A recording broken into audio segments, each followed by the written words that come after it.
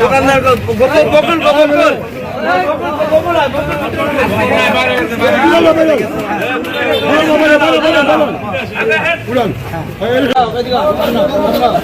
Diabetes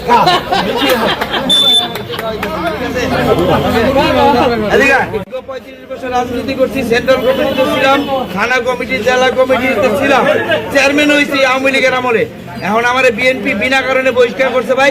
এই খুশিতে ভাই আপনাদের মিষ্টি খাইলাম ভাই, দোয়া করেন আমার লেগে ভাই, আপনার আমার লগে দেখেন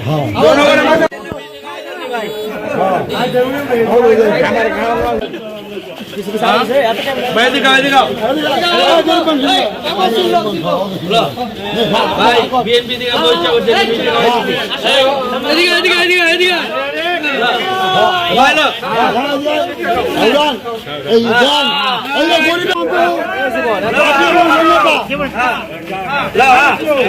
ছিল না, মাত্র মানুষের নেতা ছিল লোক।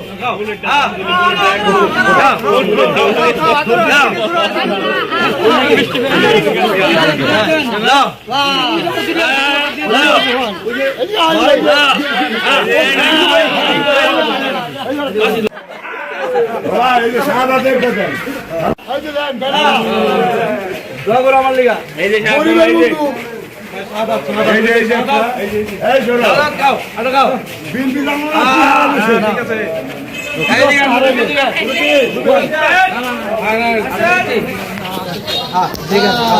গরিবের বন্ধু।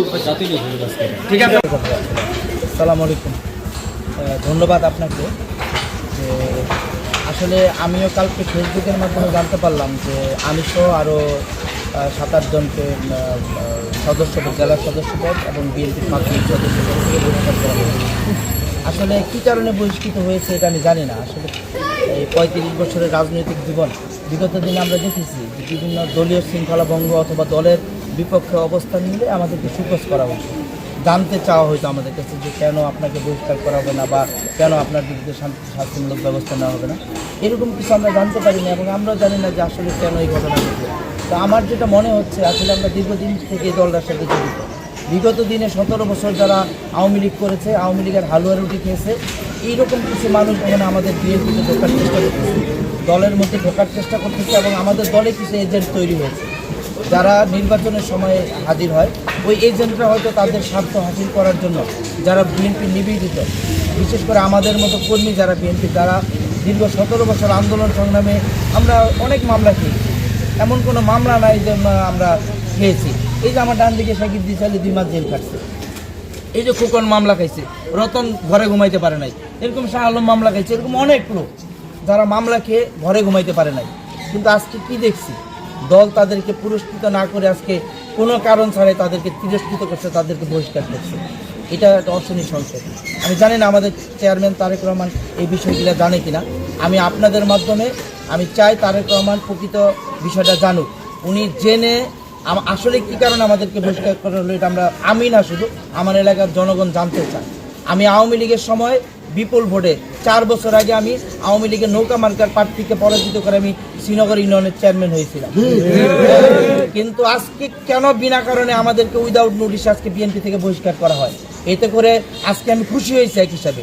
ওই যে বলে না বাধ্যতামূলক অবসর, 35 বছর চাকরি করছি বিনা নোটিশে, বাধ্যতামূলক অবসর, কোনো বেতন ছিল না।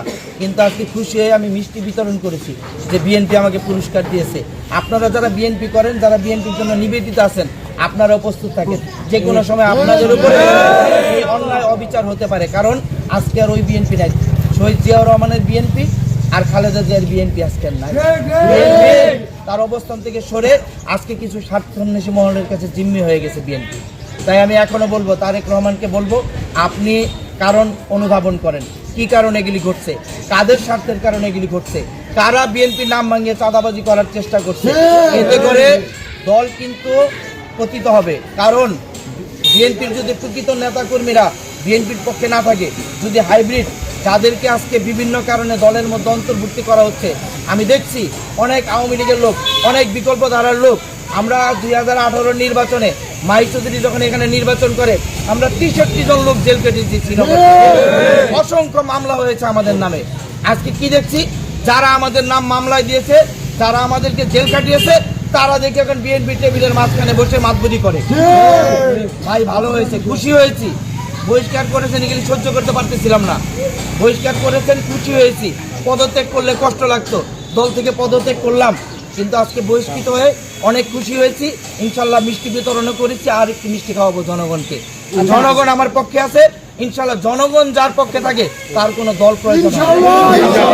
এই জেলা কমিটি থেকে বহিষ্কার করা হলো, আমরা জানি জেলা কমিটির আহ্বায়ক তিনি কিন্তু অসুস্থ এবং জেলা কমিটির সদস্য সচিব যে রয়েছে তিনিও কিন্তু স্বতন্ত্র প্রার্থী হিসেবে দাঁড়ানো